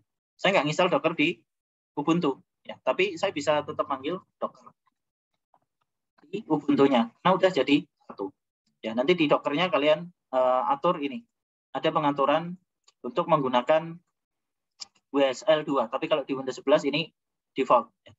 Jadi kita pakai WSL 2. WSL-nya apa ya? Tadi ini WSL. Ya, paham ya? Jadi hampir seamless, tapi nggak semua aplikasi bisa. Contoh lain yang bisa itu adalah VS Code. Sorry. Oh, ternyata belum diinstal. Wah, ini pulsa konten yang ini. Ya, nggak usah. Jadi VS Code itu kita cukup panggil kode titik, nanti dia akan manggil folder ini ke VS Code yang ada di Windows. Nah, artinya apa? WSL ini bagus untuk keperluan testing, untuk ngoding ya. Karena dulu saya harus install dual boot ya, Windows dan Linux karena lebih suka ngoding di Linux daripada di Windows ya. Dan tadi aplikasi-aplikasi server itu nggak ada di Windows, adanya di Linux. Nah, kalau sekarang ya hanya beberapa aplikasi yang mungkin saya pure ada di server, ya saya nggak install dual boot, cukup saya pakai WSL. Oke, sekarang lanjut. Setelah itu, sebenarnya langkah yang kalian perlu lakukan itu hanya satu, hanya ini, yang bawah. Docker compose -f, docker compose.yml up -d, atau kalau mau saya singkat, perintahnya adalah docker strip compose app main G. Ini sama. Otomatis Docker Compose itu ya manggil Docker Compose YML. Docker Compose app main G. Apa maksudnya? Maksudnya gini. Kita manggil seluruh repositori ini. Tadi kita cloning dari server ke komputer kita. Ya, dari GitHub, ya aplikasi itu kita cloning komputer kita. Di dalamnya sebenarnya isinya kan macam-macam. Dan kalau kita install manual kan panjang ya. Nah, dengan Docker Compose kita membuat apa istilahnya adalah image. Ya, kita membuat image ya kecil-kecil yang isinya adalah aplikasi di dalamnya. Jadi ada GeoServer, ada PostGIS, ada pencarian, Elasticsearch namanya. Kemudian ada Django, ada macam-macam. Begitu ini kita panggil, maka di komputer kita akan ada image-image itu, dan kemudian seluruhnya nanti terkumpul dalam satu kontainer. Kenapa namanya Docker? Karena ini kayak pelabuhan itu ya. Pelabuhan itu kan biasanya ada kontainer itu isinya barang-barang yang banyak gitu kan. Nah, kalau kapal berlabuh, makanya logonya hiu kayak gini tadi. Ya. Kalau kapal berlabuh, maka kontainer itu akan diturunkan. Satu kontainer itu isinya adalah banyak paket-paket. Ya, isinya adalah image. Saya tunjukkan. Jadi ketika Docker Compose App ini kita selesai jalankan, maka kita akan memperoleh semacam ini. GeoNode ini adalah kontainernya. Ya, GeoNode ini kontainernya, satu paket besar. Di dalam GeoNode ada image kecil-kecil. Ada salary for GeoNode, GeoServer for GeoNode, Let's Encrypt, RabbitMQ, bla bla bla, basis data ya GeoServer. Jadi semua ini sudah diatur oleh si Docker untuk berjalan masing-masing. Ya, semua aplikasi ini kita nggak perlu install satu-satu dan nyeting satu-satu. Semuanya sudah diinstal melalui Docker Compose tadi, sehingga ketika kita jalankan perintah ini, ya, maka kita sudah akan memperoleh GeoNode yang sudah terinstall. Loh Pak, katanya ribet. Ya, ini baru untuk development saja. Jadi kita masih harus menyeting banyak hal. Kalian harus paham apa itu manage.py, karena nanti ketika kalian mengatur antarmukanya, kalian harus ngedit antarmuka GeoNode itu dan seterusnya. Nah, setelah ini kita jalankan, hasilnya semacam ini, tadi saya sudah jalankan, maka dia akan mendownload masing-masing image, kemudian dijalankan ini, creating, ini jalan. Ini adalah elemen dari GeoNode yang tadi saya jelaskan, ada diagramnya banyak sekali, ya ada Django, ada GeoServer GS, ini GeoServer, ya. Kemudian pengaturan GeoServernya. Semuanya sudah dijalankan sendiri oleh si Docker, sehingga sekarang saya akan coba buka localhost.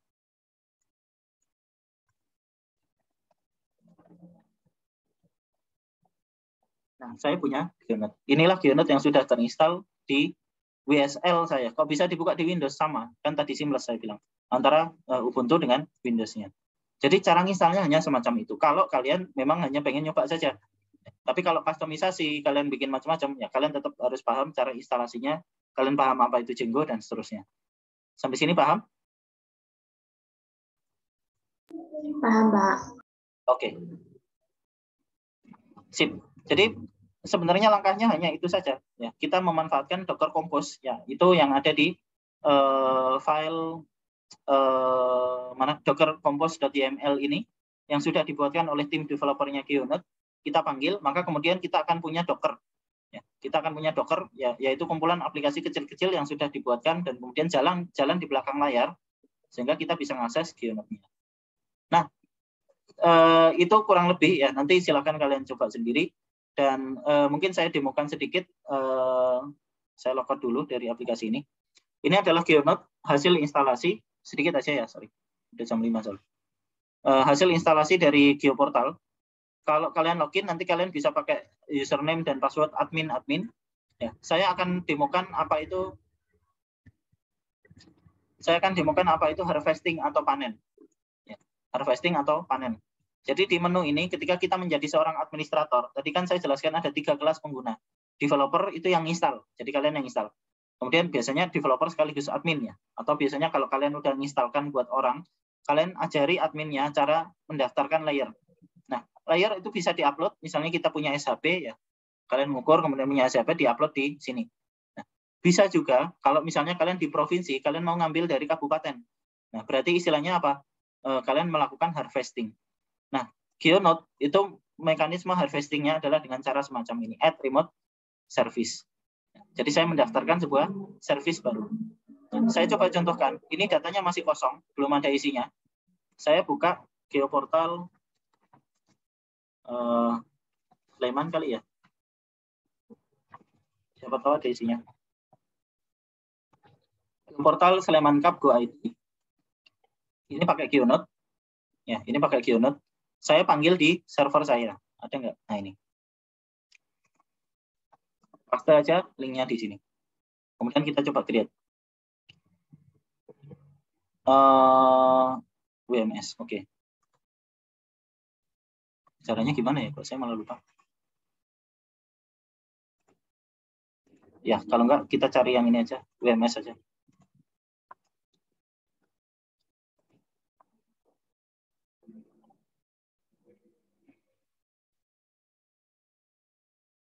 Sorry.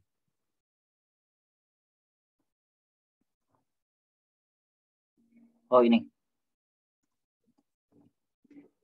Ya, yang kita panggil link WMS-nya. Ini kan KVP ya. Yang kita butuhkan hanya endpoint WMS-nya. Jadi seperti ini. Moga-moga bisa. Nggak mau. Atau jangan-jangan servernya ini. Ya, sorry.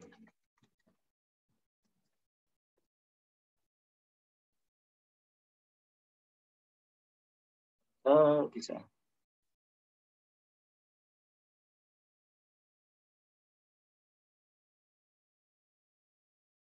Betul. Tadi berarti server yang Sleman bermasalah. Indonesia, biasa. Oke, ini maksudnya harvesting. Jadi misalnya saya di QNode level di atas provinsi apa? Enggak ada ya. Nasional. Ya ini atau pura-puranya ini adalah geoportal kabupaten. Dan saya geoportal provinsi misalnya. Nah, saya manggil data dari seluruh kabupaten ini. Ada 56 data di provinsi. Saya panggil semuanya. Ya, saya panggil semuanya. Artinya ini datanya bukan di tempat saya. Datanya ada di mana? Punyanya si Provinsi Jogja misalnya. Kemudian saya klik import resource. Oke. Selected resource are being imported. Sekarang kita coba lihat apakah sudah ada layer. Nah, ada 4 layer. Kenapa kok cuma 4? Wong tadi ada 1, 2, 3, 4 lebih ya. Tadi ada 56. Karena nggak semua layer ternyata bisa ditambahkan. Nggak semua layer saya diizinkan untuk mengambil datanya. Ya, sesuai dengan pengaturan yang diatur di sini oleh si adminnya. Jadi ketika publish itu nanti ada data yang hanya boleh diakses oleh siapa, ada hanya yang melihat saja, ada yang benar-benar bisa 100% dibuka. Nah, yang semacam ini berarti adalah data yang 100% bisa saya buka. Coba lihat. Jadi ketika saya melakukan pencarian, saya melakukan apapun, itu adalah data yang sekarang aslinya bukan dipunya saya, tapi punyanya si geoportal Provinsi Jogja. Ya. Atau di kasus kita tadi misalnya dari kabupaten. Nah, itulah maksudnya dengan yang ini tadi. Harvesting. Dari bawah kecamatan misalnya atau mungkin desa, kalau kemarin ada yang nanyakan apakah desa perlu geoportal, ditarik ke kabupaten, ditarik lagi ke provinsi, ditarik ke INA geoportal. Melalui apa? Melalui harvesting tadi. Nah, itulah cara untuk mengharvest data. Saya juga bisa ngupload, misalnya, ya ini, SHP. Silakan nanti kalian coba sendiri. Ya. Saya upload semua ini. Nah, kita lihat. Ternyata error. Oh enggak, masih proses. Nah, kita lihat di sebelah kanan. Inilah yang dimaksud dengan pembatasan akses geoportal. Jadi, kalau misalnya ada instansi yang, waduh, kalau saya ngupload di geoportal, artinya semua orang bisa ngakses dong. Enggak juga. Ya. Kenapa? Karena ada pembatasan ini. Siapa yang bisa melihat? Hanya user tertentu. Misalnya grup instansi X, misalnya SDM saja yang boleh melihat data ini. Ya. Siapa yang bisa download? Ya. Siapa yang bisa merubah metadatanya? Siapa yang bisa ngedit data ini? Ya, bangunan misalnya nambah bangunan baru, stylenya merubah siapa? Ya. Siapa yang bisa manage? Jadi inilah pembatasan permission. Ya. Orang nggak boleh semuanya. Apakah kemudian ketika data itu muncul ya di sini, kemudian serta-merta bahwa semua datanya bisa diakses? Enggak juga, ya kan? Enggak juga. Kita bisa batasi permission ini. Sehingga yang dimaksud dengan kebijakan satu peta itu bukan serta-merta seluruh data itu bebas terbuka buat siapapun. Ya. Tapi malah kita membatasi akses ke data. Yang penting adalah orang tahu datanya punya siapa. Ya. Dan bisa diakses dari mana. Kalau nanti dia butuh permission, silakan diurus, ya kan, misalnya. Oh, saya perlu permission, saya perlu akses. Maka di situ misalnya ada kontaknya. Saya ngontak orang itu, boleh nggak? Beda kan dengan zaman dulu saya harus bawa hard disk ke kantornya, buat surat izin, dan seterusnya. Nah, inilah kebijakan satu peta. Wah, ini datanya punya saya. Ya silahkan, nanti ada istilahnya tanda tangan digital, ya, digital signature. Yang mana orang lain nggak bisa mengakses, dan ketika orang akses akan ketahuan ini datanya dari siapa. Performing final GeoServer. Oke. Nah, jadi sekarang upload-nya udah selesai. Dan inilah layer yang udah saya upload tadi. Sekarang kita lihat apa itu metadata. Jadi bedakan antara metadata dengan atribut. Kalau atribut itu artinya kolom-kolom datanya. Metadata, ya, metadata itu adalah data tentang data. Nah, disinilah metadata ada di GeoServer. Saya lupa ngisinya yang lain di mana. Nah, ini kita bisa ngedit metadatanya. Coba kita lihat kolom-kolom metadatanya seperti apa. Nah, ini yang kita isikan. Abstrak, yang tadi saya bilang orang Indonesia males. Abstrak diisi di sini. Kegunaannya apa? Lihat, kolomnya banyak sekali. Tanggal, ya. Tanggal ini tanggal apa? Tanggal data dibuat, atau tanggal data dipublish, atau tanggal revisi. Kan beda. Attribution, ini siapa yang punya, misalnya. Kemudian, apakah datanya di maintenance? Misalnya kalian punya data Sungai Opak. Ya, data Opak itu ada tiap tahun, ya kan? Apakah datanya diupdate tiap tahun? Ya, apakah datanya hanya sekali? Ya, atau seterusnya. Inilah metadata. Inilah metadata. Jadi sangat banyak kolomnya. Ya. Kualitas data, misalnya data ini adalah diperoleh dengan menggunakan metode RTK, ya, dengan ketelitian sekian. Ya, artinya kelas datanya adalah kelas sekian. Nah, ini kualitas data. Jadi semua informasi ini, ya, semua informasi ini sebaiknya diisi, ya, sesuai dengan standar yang kita miliki. Jadi ini bukan kolom-kolom yang ada di Indonesia, ya. Ini kolom-kolom bawaan dari GeoNote yang sebenarnya nanti kalau kita mau ngedit kita bisa upload metadata sendiri. Nah, ini yang sekarang lagi dikerjakan oleh Sandi, ya, untuk skripsinya. Jadi ini sedikit gambaran tentang geoportal, ya, bahwa kita bisa ngupload data, kita bisa mengisi metadata. Kemudian dari data ini ada istilahnya WMS, yang mana orang lain yang menggunakan geoportal ini kemudian akan bisa memanggil data di QGIS, di WebGIS mereka, ya, dan kemudian melengkapi tadi geoportal itu sebagai salah satu peralatan untuk infrastruktur data spasial.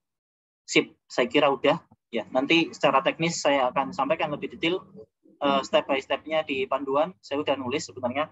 Nanti saya akan share.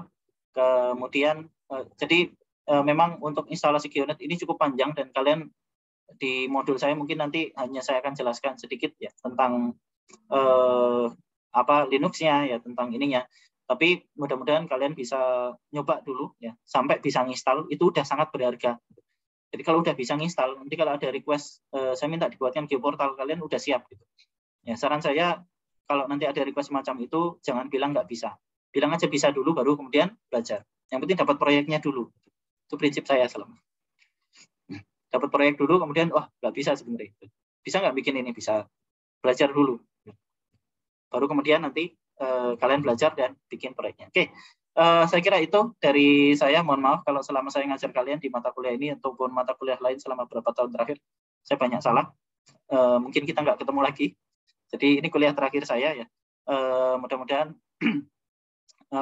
nanti ketika kita ketemu kalian udah jadi direktur di mana.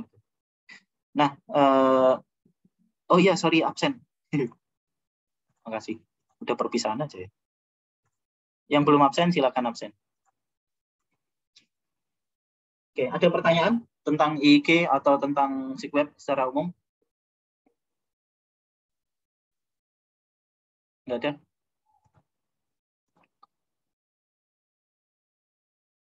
Ya, sambil menunggu yang ini saya stop aja recordingnya. Nggak ada?